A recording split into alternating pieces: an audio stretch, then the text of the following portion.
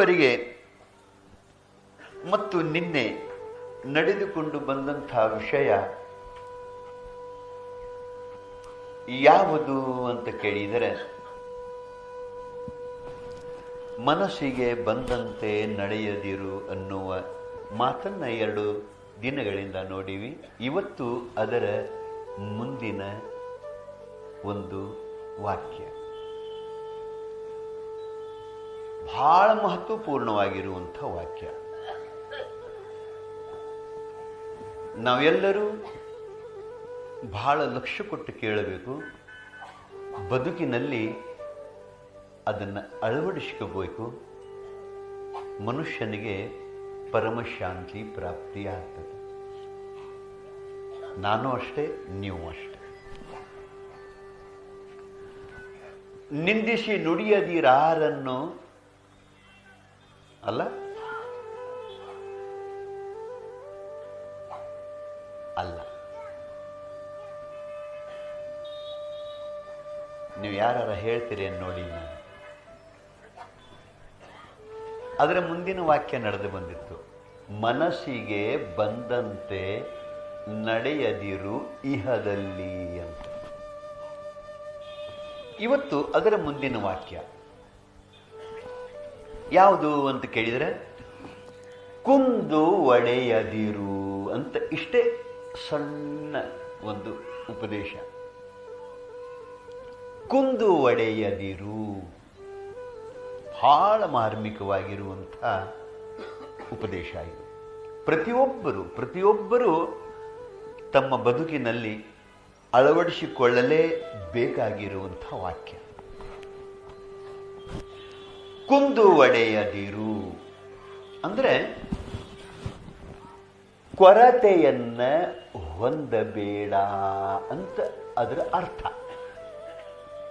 ಕುಂದು ಒಡೆಯದಿರು ಅಂದ್ರೇನ್ರಿ? ಬದುಕಿನಲ್ಲಿ ಕೊರತೆಯನ್ನ ಹೊಂದಬೇಡ ಅಂತ. ಇನ್ನು ಕೊರತೆಯನ್ನ ಹೊಂದಬೇಡ ಅಂದ್ರೆ ಏನ್ರಿ ಅಂದ್ರೆ, ಅದಕ್ಕೆ ಹೇಳ್ತಾರೆ, ನಾವು ಕೊರತೆಯನ್ನ ಹೊಂದಿರ್ತೀವಿ. ಹೆಂಗ್ ಗೊತ್ತೇನ್ರಿ? ಇನ್ನೊಬ್ಬರ ವಿದ್ಯಾ ನೋಡಿ ಅಂಥ ವಿದ್ಯಾವಂತ ನಾನಲ್ಲ ಅಂತ ಮನುಷ್ಯ ಸಂಕೋಚವನ್ನು ಪಡ್ತಿರ್ತಾನೆ. ಇನ್ನೊಬ್ಬರ ವಿದ್ಯಾ ನೋಡಿ, ಇನ್ನೊಬ್ಬರ ಸಂಪತ್ತು ನೋಡಿ, ಇನ್ನೊಬ್ಬರ ಕೀರ್ತಿ ನೋಡಿ, ಇನ್ನೊಬ್ಬರ ವೈಭವದ ಜೀವನವನ್ನು ನೋಡಿ, ಇನ್ನೊಬ್ಬರ ಭೋಗ ಭಾಗ್ಯಗಳನ್ನು ನೋಡಿ, ಇನ್ನೊಬ್ಬರ ಮಾನ ಮರ್ಯಾದೆ ಅಂತಸ್ತವನ್ನು ನೋಡಿ, ಇನ್ನೊಬ್ಬರು ಪಡೆಯುವಂಥ ಸನ್ಮಾನವನ್ನು ನೋಡಿ ನಾವೇನು ಮಾಡ್ತಿರ್ತೀವಿ? ದೇವರು ಇವನ್ನೆಲ್ಲ ನನಗೆ ಕೊಡಲಿಲ್ಲಲ್ಲ, ನನ್ನ ಮಗ್ಗಲ ಮನೆಯವರ ಇಷ್ಟು ಅಪಾರ ಸಂಪತ್ತವನ್ನು ಹೊಂದಿಕೊಂಡಾರೆ, ಅವರೂ ದುಡಿತಾರೆ, ನಾನು ದುಡಿತನು, ಅವರು ನನ್ನ ಮಗ್ಗಲ ಮನೆಯೊಳಗದಾರು, ನಾನು ಇಲ್ಲದನಿ, ಅವರು ಶ್ರೀಮಂತರು, ನಾನು ಬಡವ, ಇವರು ವಿದ್ಯಾವಂತರು, ನಾನು ಅವಿದ್ಯಾವಂತ, ಇವರು ಮಾನವುಳ್ಳವರು, ನನಗಂಥ ಮಾನ ಸನ್ಮಾನ ಸಿಗುವಲ್ತು ಅಂಥೇಳಿ ಹಲವು ದೃಷ್ಟಿಯಿಂದ ಮನುಷ್ಯ ಇನ್ನೊಬ್ಬರನ್ನ ನೋಡಿ ಅಂಥ ಭೋಗ, ಅಂಥ ಭಾಗ್ಯ, ಅಂಥ ವೈಭವದ ಜೀವನ ನನಗೂ ದೇವರು ಕೊಡಲಿಲ್ಲಲ್ಲ ಅಂತ ಮನಸ್ಸಿನೊಳಗೆ ಏನ ನಾವು ಮರಗುತ್ತಿರ್ತೀವಲ್ಲ, ಏನ ನಾವು ತಳಮಳಗೊಳ್ತಿರ್ತೀವಲ್ಲ, ಏನ ನಾವು ಹಳಹಳಿ ಹೊಂದ್ತಿರ್ತೀವಲ್ಲ, ಇದಕ್ಕೆ ಕೊರತೆ ಹೊಂದುವುದು ಅಂತ ಕರೀತಾರೆ. ಇಂಥ ಕೊರತೆಯನ್ನ ನೀನು ಹೊಂದಬೇಡ ಅಂತ ನಿಜಗುಂಡ್ರು. ಕುಂದು ಒಡೆಯದಿರು, ಕೊರತೆಯನ್ನ ಹೊಂದಬೇಡ. ಇನ್ನೊಬ್ಬರ ವೈಭವದ ಜೀವನವನ್ನು ನೋಡಿ, ಇನ್ನೊಬ್ಬರ ಸಂಪತ್ತನ್ನು ನೋಡಿ, ಇನ್ನೊಬ್ಬರು ಊಟ ಮಾಡುವ ಊಟವನ್ನು ನೋಡಿ, ಇನ್ನೊಬ್ಬರು ಹಾಕಿಕೊಳ್ಳುವಂಥ ಆಭರಣಗಳನ್ನು ನೋಡಿ, ಇಂಥ ವೈಭವ ನನಗೆ ದೇವರ ಕಾಡಪ್ಪಜ್ಜ ಕೊಡ್ಲಿಲ್ಲಲ್ಲ ಅಂತ ಏನ ಮರಗತಿರ್ತೀವಿ, ಏನ ಕೊರಗತಿರ್ತೀವಿ, ಏನ ತಳಮಳಗೊಳ್ತಿರ್ತೀವಿ, ಇದಕ್ಕೆ ಕೊರತೆ ಹೊಂದುವುದು ಅಂತ ಕರೀತಾರೆ. ಇದನ್ನ ಹೇಳ್ತಾರೆ ನಿಜಗುಂಡ್ರು, ಕೊರತೆ ಹೊಂದಬೇಡ, ಕುಂದು ಒಡೆಯದಿರು. ಯಾಕ ಅಂತ ಕೇಳಿದರೆ, ನೀನು ಇನ್ನೊಬ್ಬರನ್ನ ನೋಡೆ ಕೊರತೆ ಹೊಂದಾಕೈತಿದಿ, ಕುಂದು ಪಡಿಲಾಕೈತಿದಿ ಅಂತಂದ್ರೆ ನಿನಗ ನೆಮ್ಮದಿಯಿಂದ ಬದುಕಾಕ ಆಗಂಗಿಲ್ಲ. ನೆಮ್ಮದಿಯಿಂದ ಶಾಂತಿಯಿಂದ ಮನುಷ್ಯ ಕಟಕ ರೊಟ್ಟಿ ಖಾರ ಎಣ್ಣಿನ ತಿನ್ನಲಿ, ನೆಮ್ಮದಿಯಿಂದ ಇರಬೇಕು, ನಿಶ್ಚಿಂತನಾಗಿ ಬದುಕಬೇಕು. ಇದಕ್ಕೆ ಬದುಕು ಅಂತ ಕರೀತಾರೆ. ನಾವು ಇನ್ನೊಬ್ಬರನ್ನ ನೋಡಿ ಅಂತ ಭೋಗ ಭಾಗ್ಯ ನನಗ ದೇವರ ಕೊಡ್ಲಿಲ್ಲ ಅಂತ ಏನ ಮರಗತೀವಿ ಅಲ್ಲ, ಇದಕ್ಕೆ ಕೊರತೆ ಹೊಂದುವುದು ಅಂತ ಕರೀತಾರೆ. ಹಿಂಗ ನೀ ಕೊರತೆ ಹೊಂದಲಾಕ ಪ್ರಾರಂಭ ಮಾಡಿದೀಯಂತಂದ್ರೆ ನಿನಗ ಪಂಚಾಮೃತವೂ ಸಹಿತ ಕಹಿ ಹತ್ತಲಾಕ ಹತ್ತೈತಿ. ನೆಮ್ಮದಿಯಿಂದ ಬದುಕಾಕ ಆಗಂಗಿಲ್ಲ. ಅದಕ್ಕೆ ನೀ ಏನು ಮಾಡು, ಕುಂದು ಒಡೆಯದಿರು, ಕೊರತೆ ಹೊಂದಬೇಡ. ಹಿಂಗ ಅಂದಾಗ ಮತ್ತೆ ದೇವರ ಹಂಗಾರ ಯಾಕೆ ಮಾಡ್ಬೇಕ್ರಿ ಅಂತೀವಿ ನಾವು. ದೇವ್ರ ಯಾಕೆ ಮಾಡ್ಬೇಕು ಹಂಗಾರ? ಕೊರತೆ ಹೊಂದಬೇಡ ಅಂತೀರಿ, ಇನ್ನೊಬ್ಬರನ್ನ ನೋಡಿ ಮರಗಬೇಡ ಅಂತೀರಿ, ಮತ್ತು ಅವರು ಶ್ರೀಮಂತರು ನಾವು ಬಡವರು, ಅವರು ವಿದ್ಯಾವಂತರು ನಾನು ಅವಿದ್ಯಾವಂತ, ಅವ್ರು ಏನು ಬೇಕಾದ ಉಣ್ತಾರೆ, ನಮಗ್ ಕಟ್ಟಕ ರೊಟ್ಟಿ. ಏನ್ರಿ ದೇವ್ರು ಹಿಂಗ್ಯಾಕೆ ಮಾಡ್ಬೇಕು? ವಿಷಮ ಒಬ್ರಿಗೆ ಚಲೋ ಮಾಡ್ಯಾನ, ಒಬ್ರಿಗೆ ಕೆಟ್ಟ ಮಾಡ್ಯಾನ, ಹಿಂಗ್ಯಾಕೆ ಮಾಡ್ಬೇಕ್ರಿ ದೇವ್ರ ಅಂತ ನೀವು ಯಾರ ಅಂದ್ರಿ ಅಂದ್ರೆ ಅನ್ನತ್ತೀರಿ ಬಿಡ್ರಿ. ಪ್ರಶ್ನೆ ಅದ ಐತಿ. ಕೊರತೆ ಹೊಂದಬೇಡ ಅಂದ್ರೆ ಮತ್ತೆ ಹಿಂಗ್ಯಾಕೆ ಏರುಪೇರು ಇಟ್ಟಾನು? ಒಬ್ಬನು ಶ್ರೀಮಂತನ ಮಾಡ್ಯಾನ, ಒಬ್ಬರನ್ನ ಬಡವ್ರನ್ನ ಮಾಡ್ಯಾನ, ಒಬ್ಬರು ಕಾರ್ನ್ಯಾಗ ಅಡ್ಡಾಡ್ತಾರ, ಒಬ್ರಿಗೆ ಸೈಕಲ್ ಇಲ್ಲ. ಯಾಕಪ್ಪ ಅಂತ ನಿಮ್ಮ ಪ್ರಶ್ನೆ ಬಹಳ ಯೋಗ್ಯ ಐತಿ, ಯೋಗ್ಯ ಐತಿ.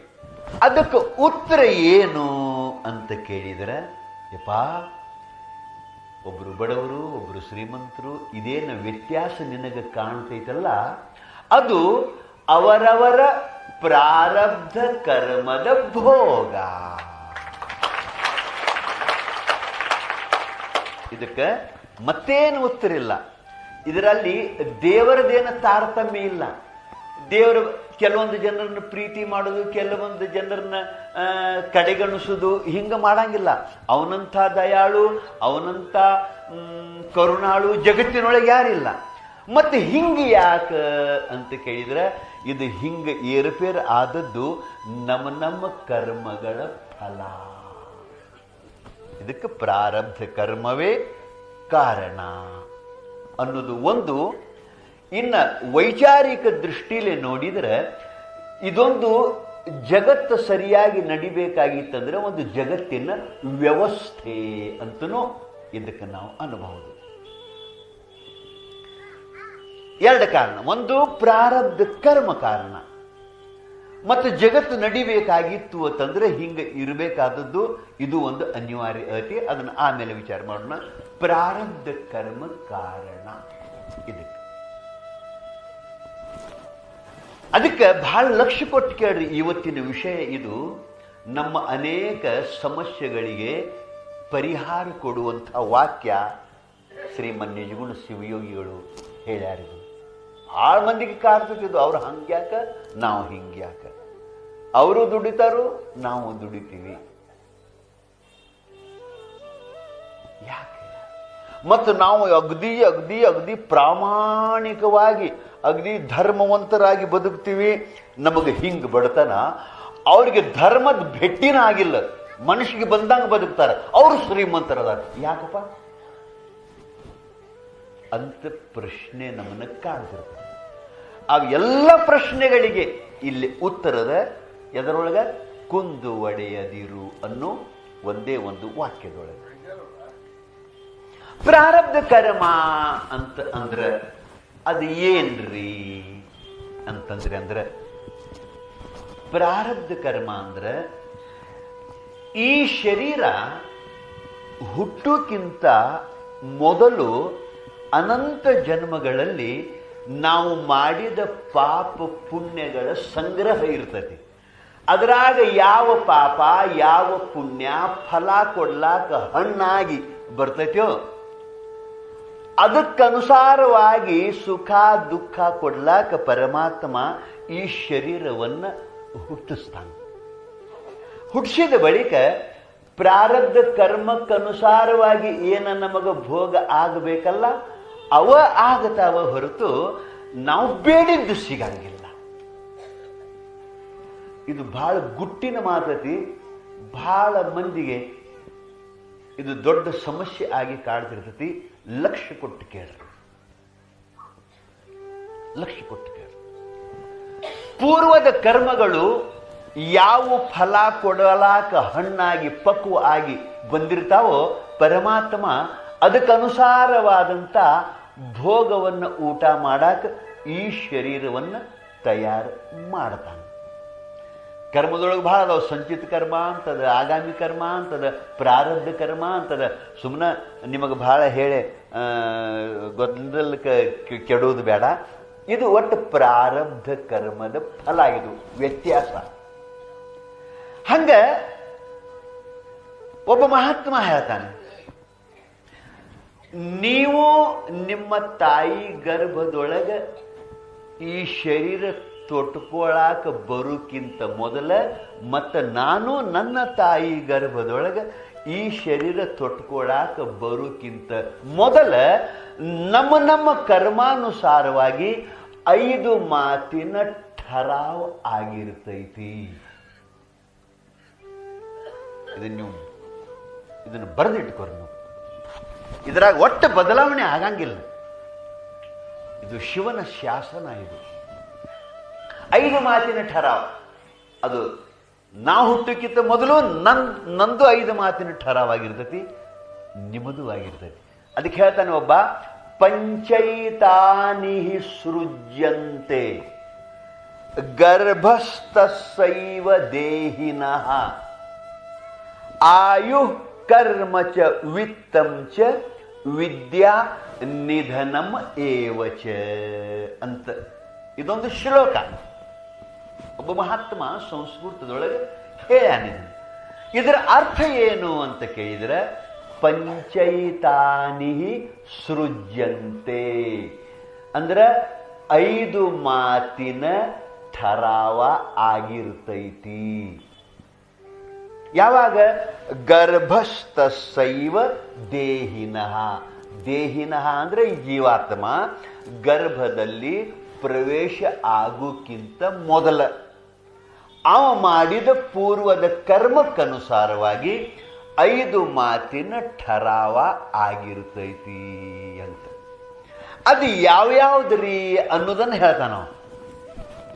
ಆಯು ಕರ್ಮಚ ವಿತ್ತಂಚ ವಿದ್ಯಾ ನಿಧನಂ ಏವಚ ಅಂತ 5 ಮಾತು.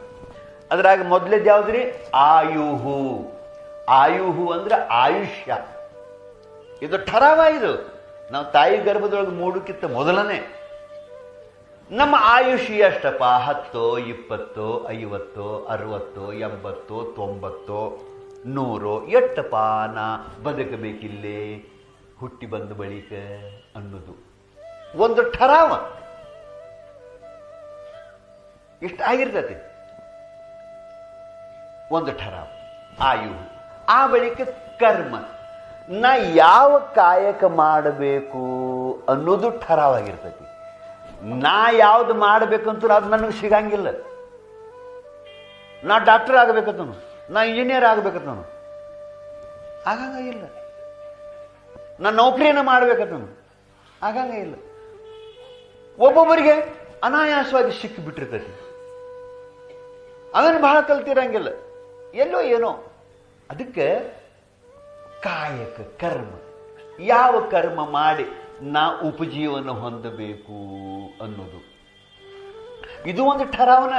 ಭಾಳ ಕಲ್ತಿರ್ತಾರೆ ಖರೆ, MA ಆಗಿರ್ತೈತಿ, PhD ಆಗಿರ್ತೈತಿ, ಖರೆ ನೌಕರಿನ ಸಿಗ್ತಿರಂಗಿಲ್ಲ.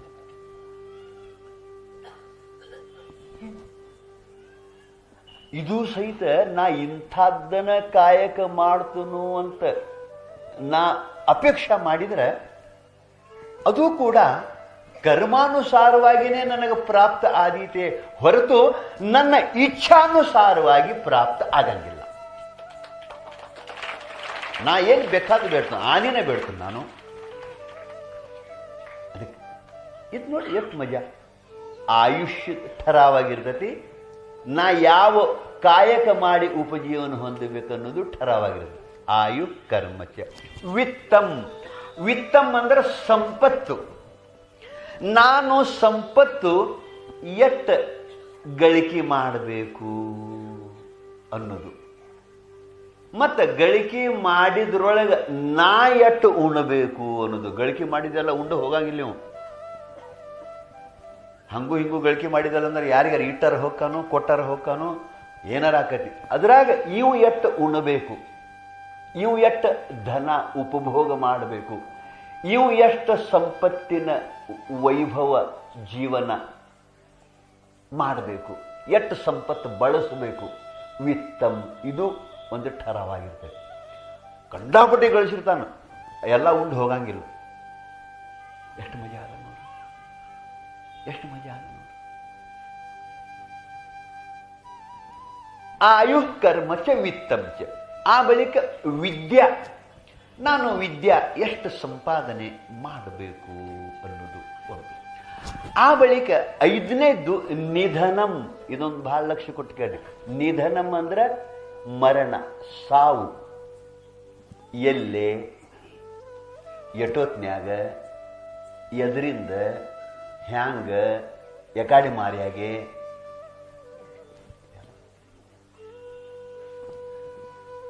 ಅದು ನಡೆದು ಹೋಗಿ ಬಿಡ್ತೈತಿ, ನಮಗ ಗೊತ್ತಾಗಂಗಿಲ್ಲ.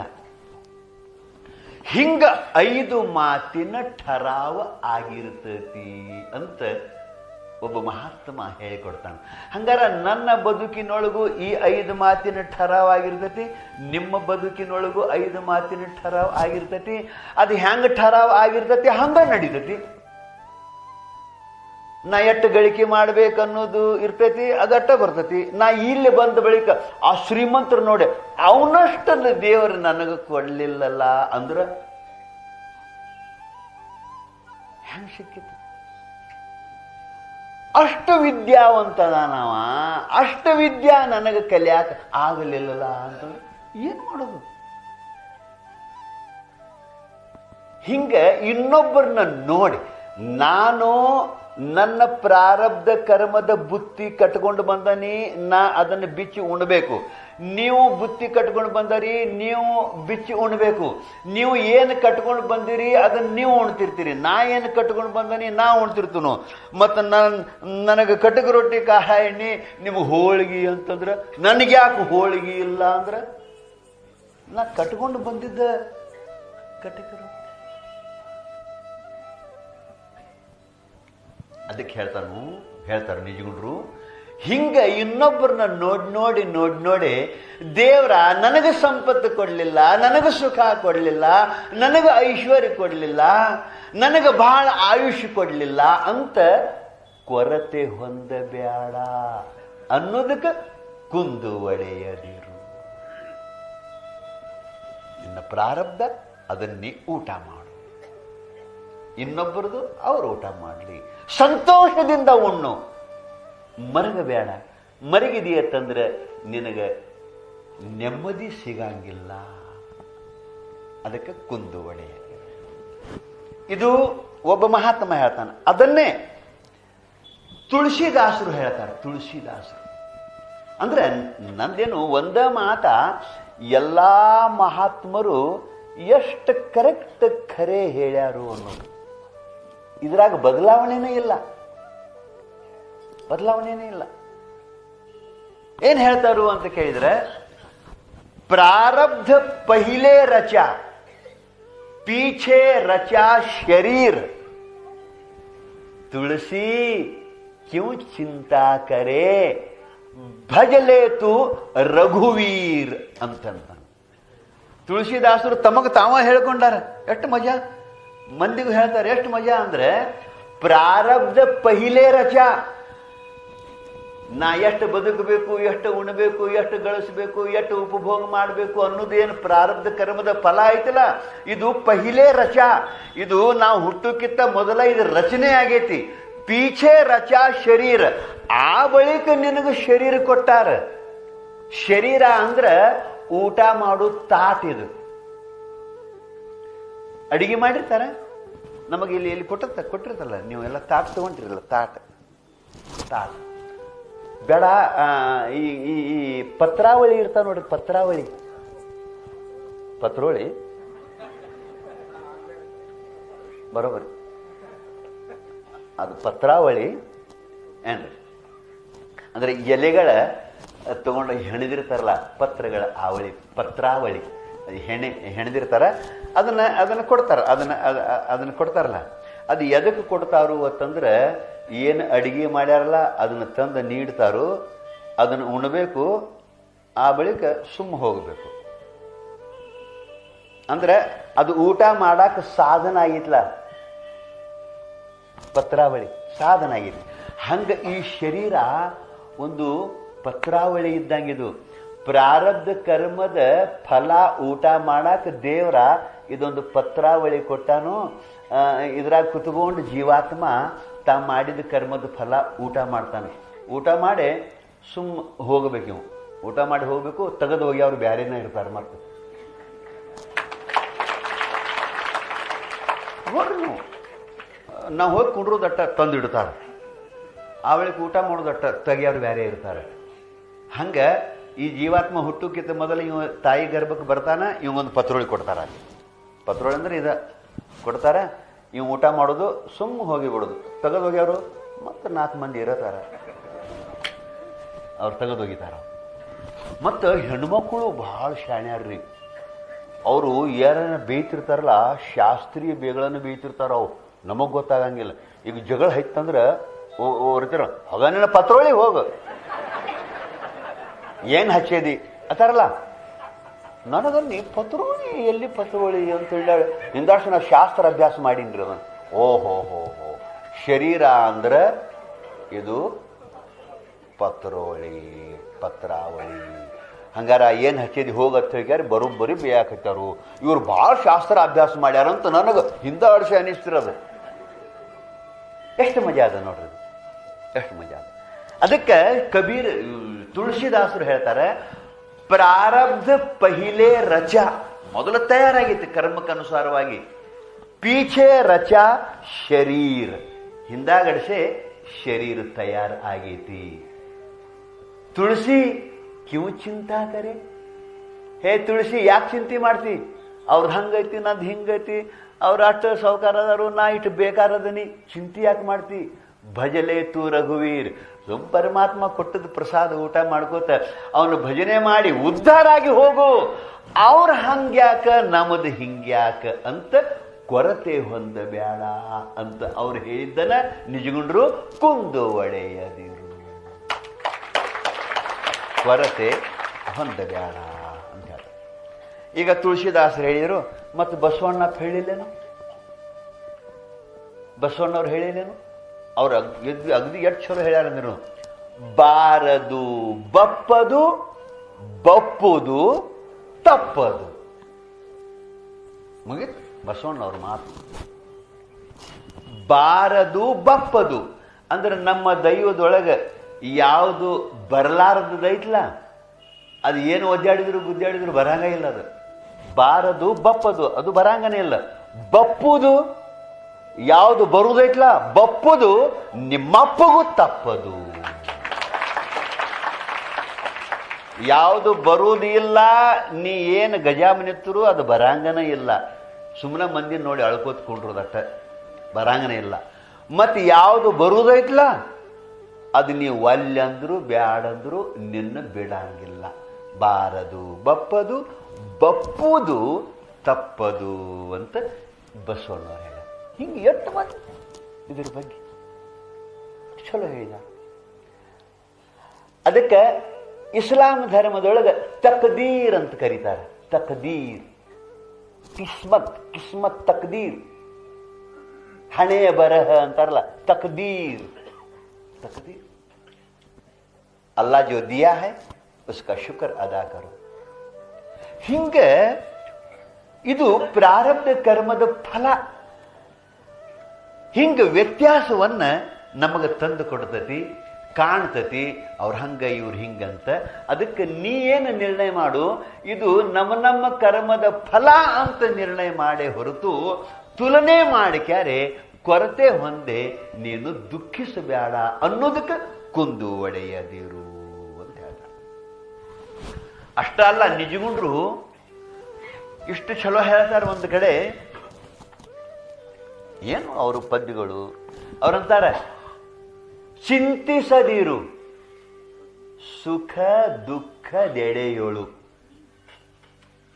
ನೀನು ಇಂತು ತಿಳಿದ ಬಳಿಕ ಎಲೆ ಜೀವನೇ ಅಂದಿಲ್ಲ. ಏನು ಮಾತು, ಎಲೆ ಜೀವನೇ, ಹೇ ಜೀವಾತ್ಮನೇ. ಇಷ್ಟು ತಿಳಿದ ಬಳಿಕೂ ಮತ್ತೆ ಚಿಂತೆ ಮಾಡ್ತಿ, ಕೊರತೆ ಹೊಂತಿ ಬೇಡ. ಚಿಂತಿಸದಿರು, ಚಿಂತೆ ಮಾಡಬೇಡ, ಕೊರತೆ ಹೊಂದಬೇಡ. ಸುಖ ದುಃಖದೆಡೆಯೋಳು, ನಿನಗೆ ಸುಖಾನ ಬರಲಿ, ನಿನಗೆ ದುಃಖನ ಬರಲಿ, ಇನ್ನೊಬ್ಬರು ಸುಖಿಯಾಗೇ ಇರಲಿ, ಅವ್ರು ಹೆಂಗ ಇರಲಿ, ಚಿಂತಿಸದಿರು. ಸುಖ ದುಃಖದೆಡೆಯೋಳು, ನೀನು ಇಂತು ತಿಳಿದ ಬಳಿಕ. ಹೆಂಗ ತಿಳಿದ ಬಳಿಕ? ಇದು ಪ್ರಾರಬ್ಧ ಕರ್ಮದ ಫಲ ಅತಿ ಅಂತ ನಿರ್ಣಯಿಸಿದ ಬಳಿಕ ನೀನು ಚಿಂತೆ ಮಾಡಬೇಡ, ಕೊರತೆ ಹೊಂದಬೇಡ, ಕೊರತೆ ಹೊಂದಬೇಡ. ಅದಕ್ಕೆ ಹೇಳ್ತಾರ, ಇಷ್ಟು ಚಂದ ಹೇಳ್ತಾರ, ನೆನಪಿಡು, ಬರಲುಳ್ಳ ದುಃಖವನ್ನು ಅನುಭವಿಸದೆ ಬೇರೆ ಪರಿಹಾರ ಒದಕಿಲ್ಲ. ಇಹುದೆಂದೊಡೆ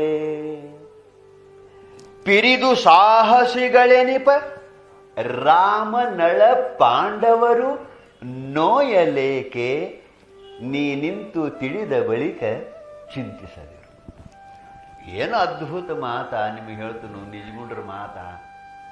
ಎಷ್ಟು ಚಲೋ ಹೇಳ್ತಾರೆ ನೋಡ್ರಿ. ಬರಲುಳ್ಳ ದುಃಖವನ್ನು, ಬಡತನ ಅದು ಒಂದು ದುಃಖನೇ, ಬಡತನ. ಸಾವು ಅದು ಒಂದು ದುಃಖನೇ, ನೋವು ಅದು ಒಂದು ದುಃಖನೇ, ರೋಗ ಅದು ಒಂದು ದುಃಖನೇ, ನಾಲ್ಕು ಮಂದಿಯಾಗ ನನಗೆ ಅಪಮಾನ ಆತು ಅದು ಒಂದು ದುಃಖನೇ. ಇವು ದುಃಖಗಳು.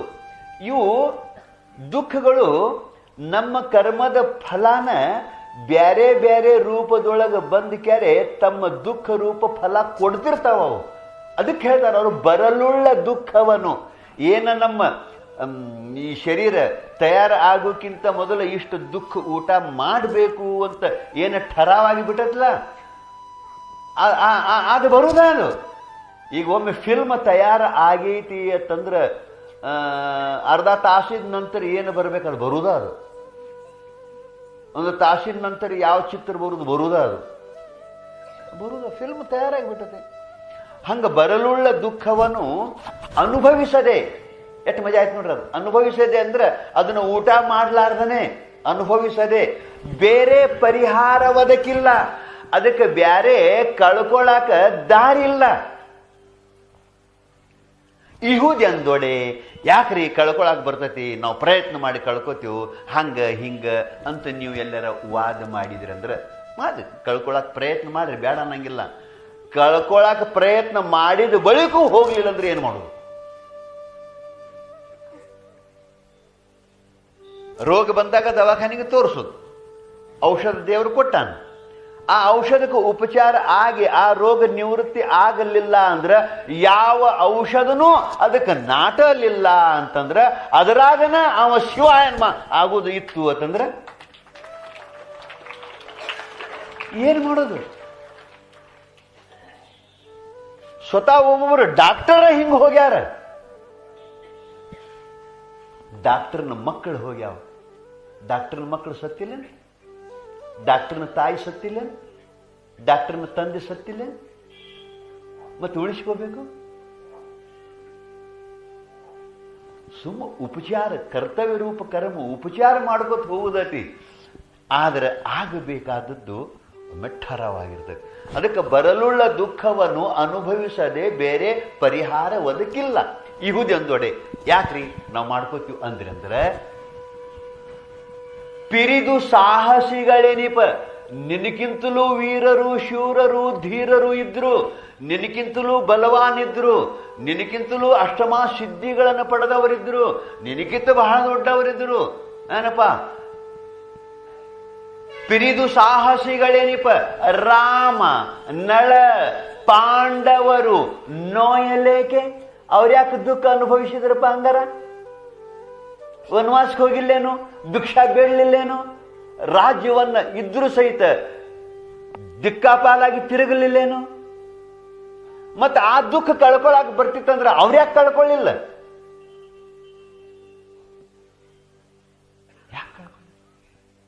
ಹಂಗಾರ ನಿರ್ಣಯ ಏನಾದಂಗಾತು, ಇವತ್ತು ಅವತಾರಿ ಪುರುಷ ಅದಾನಂದ್ರೂ ಕೂಡ ನೀನು ಅದರ ಫಲ ಉಂಡ ತೀರಬೇಕು.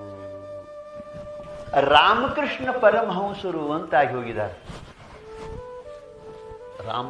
ಸ್ವಾಮಿ ವಿವೇಕಾನಂದರ ಗುರುಗಳವರು ರಾಮಕೃಷ್ಣ ಪರಮಹಂಸರು. ಅವರು ಎಷ್ಟು ದೊಡ್ಡ ತಪಸ್ವಿಗಳಿದ್ರು ಅಂತ ಕೇಳಿದ್ರೆ ದೇವಿ ಜೋಡಿ ಮಾತಾಡ್ತಿದ್ರು. ಅವರು ದೇವಿ ಮೂರ್ತಿ ಅಲ್ಲಿ ಪೂಜೆ ಮಾಡ್ತಿದ್ರು. ಅಮ್ಮ ಅಂತ ಕರೆದ್ರೆ ಸಾಕು, ಕಂದ ಯಾಕ ಅಂತ ದೇವಿ ಬರ್ತಿದ್ಲು.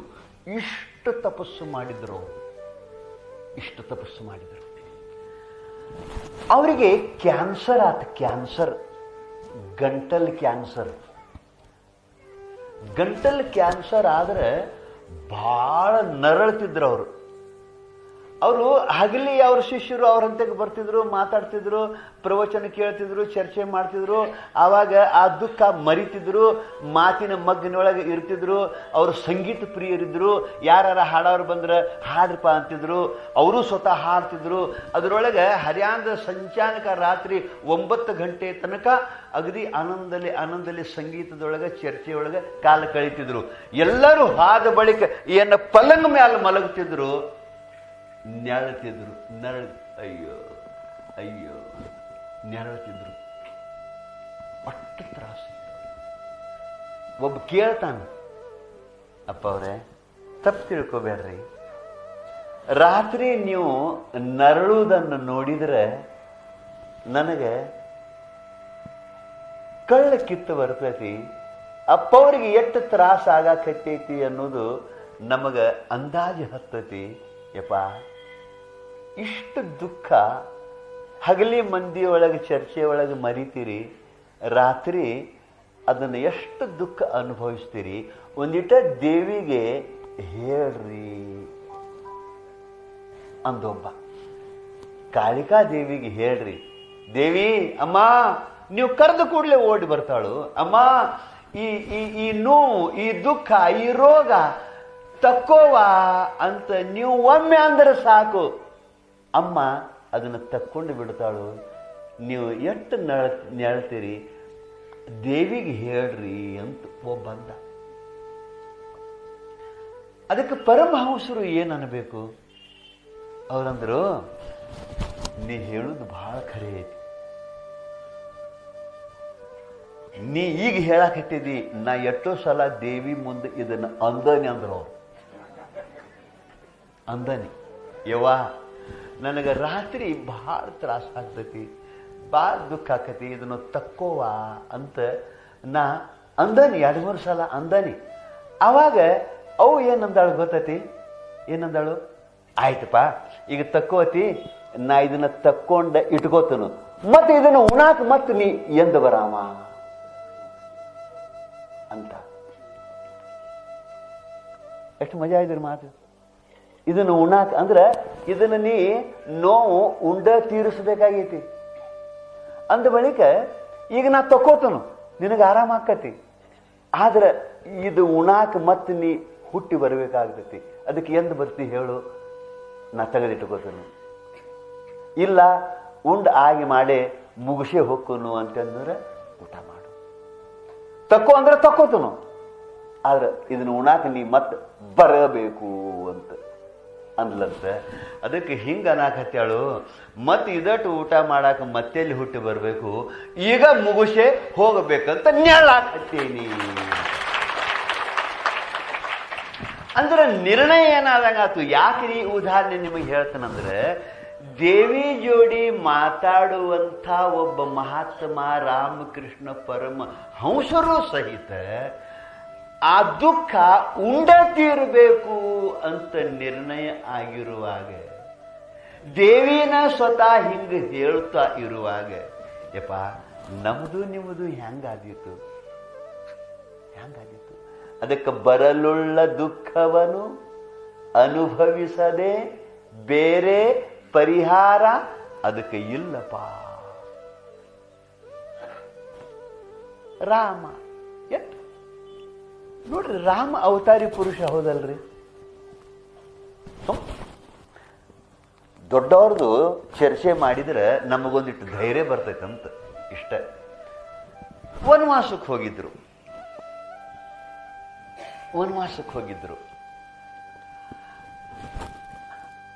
ಸೀತಾ ಮಾತೆ ರಾಮ ಕುಂತಿದ್ರು, ಲಕ್ಷ್ಮಣನು ಅಲ್ಲೇ ಇದ್ದ. ಒಂದು ಬಂಗಾರ ಚಿಗುರಿ ಹಾದು ಹೋತು. ಅದನ್ನ ಸೀತಾ ಮಾತೆ ನೋಡಿದ ಕೂಡಲೇ ನನಗೆ ಆ ಬಂಗಾರ ಚಿಗುರಿ ಬೇಕು ಅಂತ ಅಂದ್ಲು. ಎಷ್ಟು ಮಜಾ, ಬಂಗಾರ ಚಿಗುರಿ ಬೇಕು ಅಂತ ಅಂದ್ಲು. ಚಿಗುರಿ ಬಂಗಾರದ ಇರಂಗಿಲ್ಲ ಅಂತ ಅಂದವ ರಾಮ. ಇಲ್ಲ, ನನಗೆ ಬೇಕು. ವನವಾಸ ಮುಗುಸೆ ನಾವು ಅರಮನೆಗೆ ಹೋದಿವಿ ಅಂತಂದ್ರೆ, ಅಡವಿಯಿಂದ ನೀವು ಏನು ತಂದ್ರಿ ಅಂತ ಕೇಳಿದ್ರೆ, ಬಂಗಾರದ ಚಿಗುರಿ ನಾನು ತೋರಿಸ್ಬೇಕು, ಅದಕ್ಕೆ ನನಗೆ ಬಂಗಾರ ಚಿಗುರಿ ಬೇಕು ಅಂತ ಅವ್ವ ಅಂದ್ಲ. ಸೀತಾಮಾತೆ ಇವು ಅಪ್ಪ ಹುಡುಗಾಡಕ್ಕೆ ಹೋದ, ರಾಮ ಹೋದ, ಅತ್ತಿಂದ ಲಕ್ಷ್ಮಣ ಹೋದ. ಕತಿ ನೀವು ನೋಡಿರ ಅದನ್ನೆಲ್ಲ. ಹಿಂದಾಗಡಿಸೆ ಅವ್ ರಾವಣ ಬಂದ. ಇಷ್ಟೆಲ್ಲ ಗದ್ಲ ಆತ್ಲ, ಎಷ್ಟು ದುಃಖ ಆತಂತೀರಿ ನೀವು. ಇದಕ್ಕೆ ಒಬ್ಬ ಮಹಾತ್ಮ ಏನಂತ ಗೊತ್ತೇನ್ರಿ? ಒಬ್ಬ ಮಹಾತ್ಮ ಈ ದೃಶ್ಯ ನೋಡಿ ಏನಂತಾನವ, ಅಸಂಭವಂ ಹೇಮ ಮೃಗಶ್ಯ ಜನ್ಮ, ಅಸಂಭವಂ ಹೇಮ ಮೃಗಶ್ಯ ಜನ್ಮ ತಥಾಪಿ ರಾಮೋ ಲುಲುಭೆ ಮೃಗಾಯ ಪ್ರಾಯಃ ಸಮಾಪನ್ನ ವಿಪತ್ತಿ ಕಾಲೇ ಧಿಯೋಪಿ ಪೂಸಾಂ ಮಲಿನಾ ಭವಂತಿ ಅಂತ ನಾವು. ಒಬ್ಬ ಮಹಾತ್ಮ ಅದರ ಬಗ್ಗೆ ವಿಮರ್ಶೆ ಬರೀತಾನ್ರಿ. ಈ ರಾಮನ ಈ ಬಂಗಾರ ಚಿಗುರಿ ಇದು ಕಥೆ ಆಯ್ತಲ್ಲ, ಇದರ ಬಗ್ಗೆ ವಿಮರ್ಶೆ ಬರೀತಾನವ, ಇದರ ಮೇಲೆ ಟಿಪ್ಪಣಿ ಬರೀತಾನವ.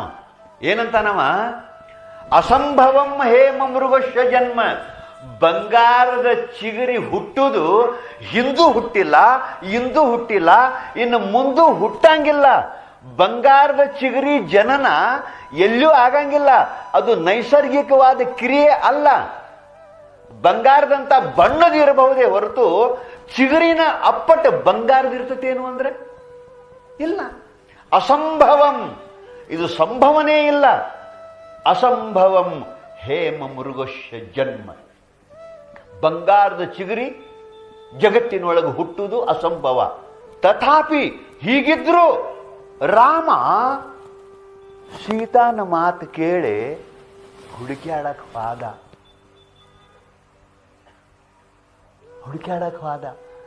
ಅವಾಗೇನಂತ ಗೊತ್ತಿಲ್ಲ ನಾವು, ಪ್ರಾಯ ಸಮಾಪನ್ನ ವಿಪತ್ತಿ ಕಾಲೇ, ಯಾವಾಗ ಕೆಟ್ಟ ಕಾಲ ಬರುದೈತಿ, ಯಾವಾಗ ದುಃಖ ಕೊಡು ಪ್ರಸಂಗ ಬರುದೈತಿ, ಆವಾಗ ಧಿಯೋಪಿ ಪುಂಸಾಂ, ಬಹಳ ಬುದ್ಧಿವಂತನಾದಂಥ ಮನುಷ್ಯ ಇದ್ರೂ ಅವನ ಬುದ್ಧಿ ಮಲಿನಾ ಭವಂತಿ, ಅವನ ಬುದ್ಧಿ ಮಂದಾಕತಿ ಅಂತ ಬಲಿತಾನೆ. ರಾಮನಂತ ರಾಮ ಸಹಿತ ಆ ಕಡೆ ಹೋದ, ಘಟನಾ ಆತು, ರಾಮಾಯಣ ಆತು, ಯುದ್ಧ ಆತು, ಎಲ್ಲ ಆತು. ಅಂದ್ರೆ ಒಮ್ಮೊಮ್ಮೆ ಬುದ್ಧಿ ಕರ್ಮಾನುಸಾರ ಅಂತಾರೆ ನೋಡ್ರಿ. ಬುದ್ಧಿ ನಾ ಎಷ್ಟು ಶಾಣೆ ಅದನೆಂದ್ರೂ ಕೂಡ, ನಾ ಎಂಥವು ಅದನೆಂದ್ರೂ ಕೂಡ ಒಮ್ಮೊಮ್ಮೆ ಕರ್ಮ ತನ್ನ ಫಲ ಕೊಡುವಾಗ ಬುದ್ಧಿಯನ್ನ ಮಂದ ಮಾಡಿಬಿಡ್ತೈತೆ ಅಂತ. ಅದು ಫಲ ಕೊಟ್ಟು ಕಡಿಯಾಕ ಆದ ಬಳಿಕ ಹೊಲ ನಾ ಹಿಂಗೆ ಮಾಡಬಾರ್ದಾಗಿತ್ತು ಅಂತಂತ. ಅದಕ್ಕೆ ಸರ್ವಜ್ಞ ಹೇಳ್ತಾನೆ ಇದ್ರ ಬಗ್ಗೆ, ಬುದ್ಧಿ ಬಲಶಾಲಿ ಅಲ್ಲ, ಬುದ್ಧಿಯಿಂದ ಕರ್ಮ ತಿದ್ದಿಕೊಂಡೇ ನೆನಬೇಡ, ಪ್ರಾರಬ್ಧ ಕರ್ಮವು ಬುದ್ಧಿಯನ್ನ ಗುದ್ದಿಕೊಳ್ಳುವುದು ಸರ್ವಜ್ಞ. ಏನು ಮಾತ. ಬುದ್ಧಿ ಬಲಶಾಲಿ ಅಲ್ಲ. ನೀ ವಿಚಾರ ಮಾಡಮ್ಮ, ಬುದ್ಧಿವಂತ ನಾ ಭಾಳ ಶಾಣೆ, ನಾ ಹಿಂಗ ನಾ ಸಿದ್ಧಿ ಪಡೆದನಿ, ನಾ ಬುದ್ಧಿ ಏನು ಕೆಲಸ. ಸಿದ್ಧಿ ಪಡೆದವರು ಸಹಿತ ನಿದ್ದೆ ಮಾಡಿ ಹೋಗ್ಯಾರ, ಏನಾಗಂಗಿಲ್ಲ. ಏನಪ್ಪ, ಬುದ್ಧಿ ಬಲಶಾಲಿ ಅಲ್ಲ. ನಿನ್ನ ಬುದ್ಧಿಯಿಂದ ನಿನ್ನ ಪ್ರಾರಬ್ಧ ಕರ್ಮ ತಿದ್ಕೋತನು ಅಂತ ಅನಬೇಡ. ಯಾಕ ಅಂತ ಕೇಳಿದ್ರೆ, ಪ್ರಾರಬ್ಧ ಕರ್ಮ ಬುದ್ಧಿಯನ್ನ ಗುದ್ದಿಕೊಳ್ಳುವುದು ಸರ್ವಜ್ಞ. ಆ ಟೈಮ್ಕ ಮಂದ ಆಗೇ ಬಿಡ್ತೈತಿ, ಬೇಕಾದ್ರೆ ಶಾಣೆ ಇರಲಿ. ನಾವು ಪ್ರಾರಬ್ಧ ಫಲ ಕೊಡು ಟೈಮ್ಗೆ ಇವನು ಬುದ್ಧಿ ಮಂದಾಗಿ ಹುಚ್ಚರಂಗ ಮಾಡಕತ್ತ. ನಾವು ಏನೆಲ್ಲ ಮಾಡಕತ್ತ, ಪ್ರಾರಬ್ಧ ಫಲ ಕೊಟ್ಟು ಬೆಳಿ ನಾ ಹಿಂಗೆ ಮಾಡಬಾರ್ದಾಗಿತ್ತಲ್ಲ ಅಂತ ನಾವು ಅಷ್ಟು ಪ್ರಾರಬ್ಧ ಕರ್ಮ ಕೆಲಸ ಮಾಡ್ತೇವೆ. ಅದಕ್ಕೆ ಬುದ್ಧಿ ಕರ್ಮಾನುಸಾರವಾಗಿ ಕೆಲಸ ಮಾಡದೈತೆ ಹೊರತು ಸ್ವತಂತ್ರ ಮಾಡಂಗಿಲ್ಲ. ಇದು ಸ್ವತಂತ್ರ ವಿಚಾರ ಮಾಡಂಗಿಲ್ಲ.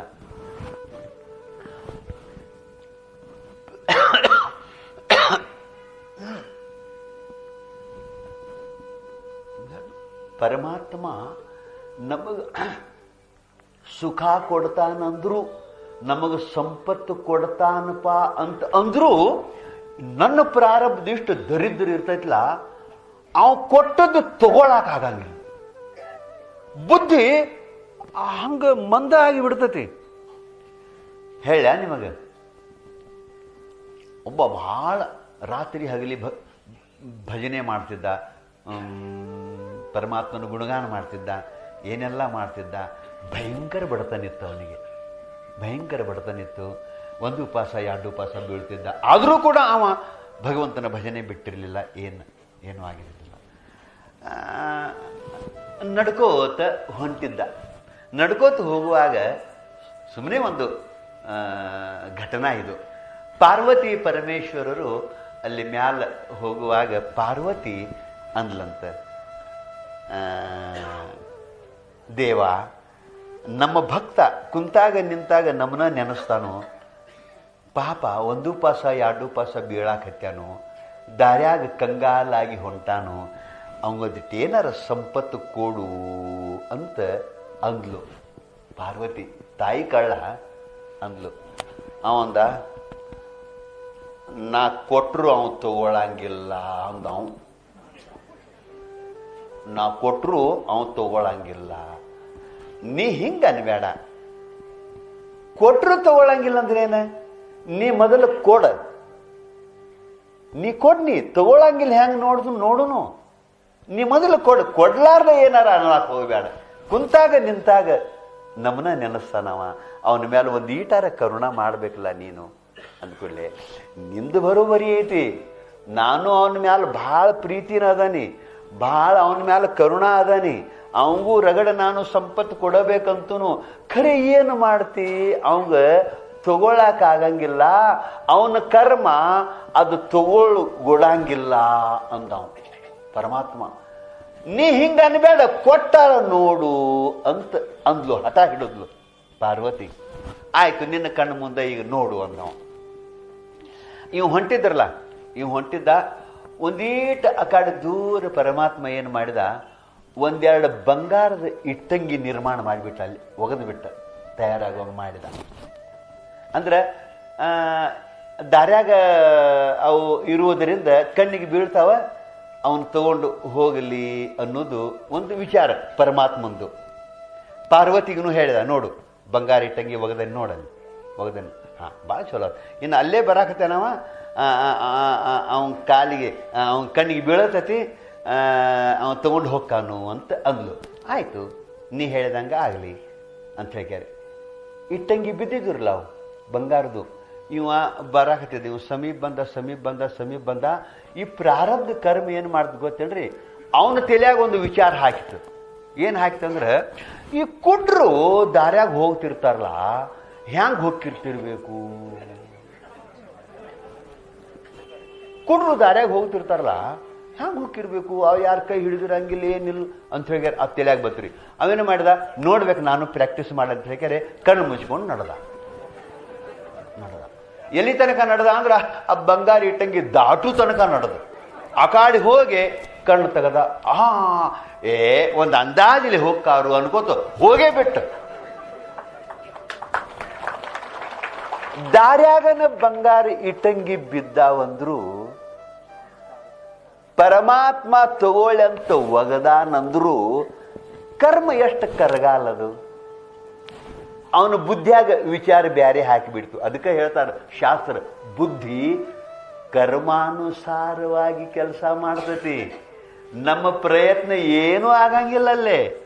ಬುದ್ಧಿ ಕರ್ಮಾನುಸಾರಿಣಿ ಅಂತ.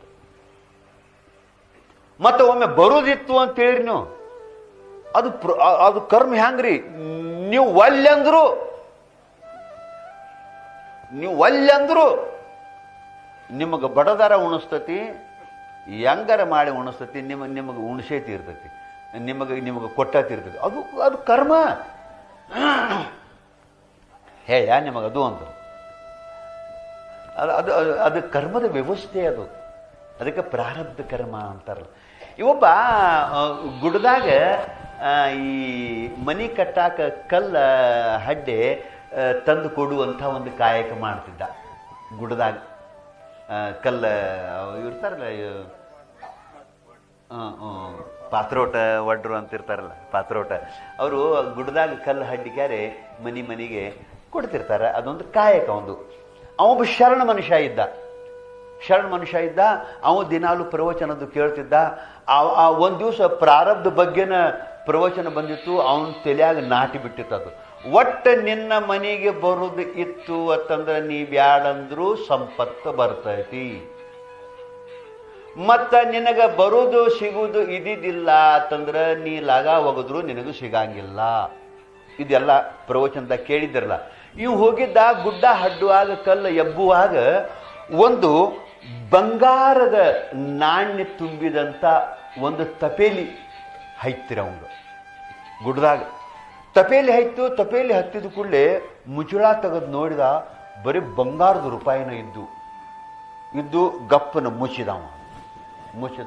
ಅವಂಗ ನೆನಪಾತ್ರಿ, ನಿನ್ನ ಮನೆಗೆ ಸಂಪತ್ತು ಬರುದಿತ್ತು ಅಂತಂದ್ರೆ ನೀವು ಒಲ್ಲೆ ಅಂದ್ರು ನಿನ್ನ ಬಿಡಂಗಿಲ್ಲ, ಅದು ಬಂದತಿ ಇರ್ತೈತಿ ಅಂತ.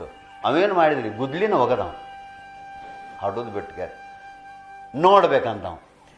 ಇದು ನಂದ ಇತ್ತು ಅಂತಂದ್ರೆ ನಾ ಒಯ್ಲಿಲ್ಲ ಅಂದ್ರೂ ಇದು ನನ್ನ ಮನೆಗೆ ಬರಬೇಕಿದು, ಬರತೈತಿ. ಹ್ಯಾಂಗ ಬರ್ತೈತಿ ನೋಡೋಣ ಅಂದವ. ಅಲ್ಲೇ ಬಿಟ್ಟು ಮನೆಗೆ ಬಂದ. ಹೇಳ್ತಿ, ಯಾಕ್ರಿ ದೌಡ ಬಂದ್ರಿ ಅಂದ್ಕೂಡ್ಲೆ, ಹಿಂಗಾತು.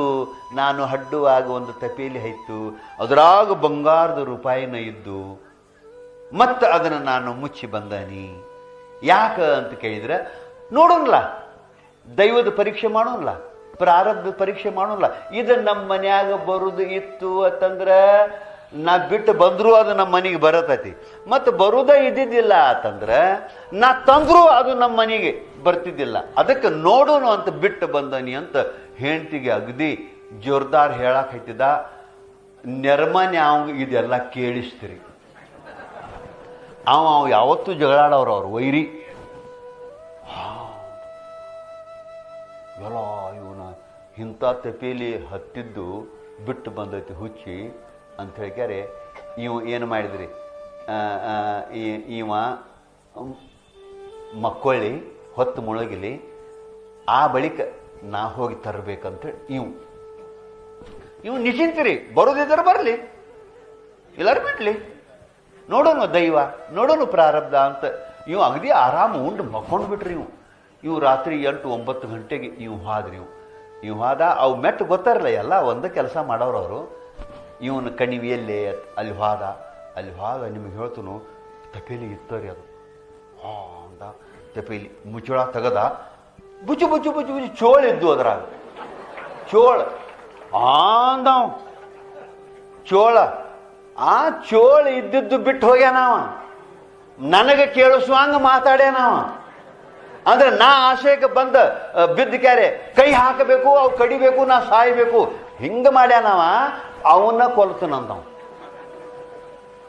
ಯಾವುದನ್ನ ಮುಟ್ಟಿದ್ರೆ ನಾ ಸಾಯ್ಲಿ ಅಂತ ಹೇಳಿ ಕ್ಯಾರೆ ಅಪೇಕ್ಷೆ ಮಾಡಿ ಈ ಚೋಳಿನ ಕೊಡ ಬಿಟ್ಟು ಹೋಗ್ಯಾನಲ್ಲ ಇದನ್ನ ಓದು ಸುರುತನ ಅವನ ಮೈ ಮ್ಯಾಲ ಅಂತವ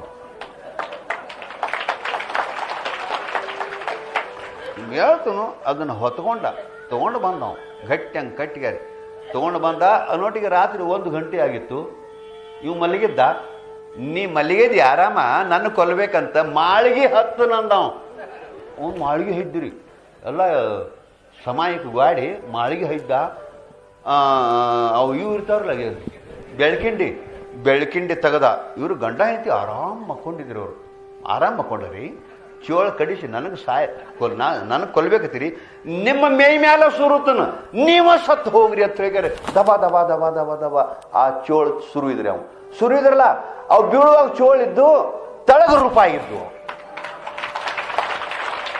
ಮೇ ಮ್ಯಾಲ ರೂಪಾಯಿ ಬಿದ್ದು ಅವಂದು ಹೆಂಡತಿಗೆ ನೋಡು ದೇವ್ರು ಹೆಂಗ ತಂದು ಸುರುವಾಗ ಹಚ್ಚ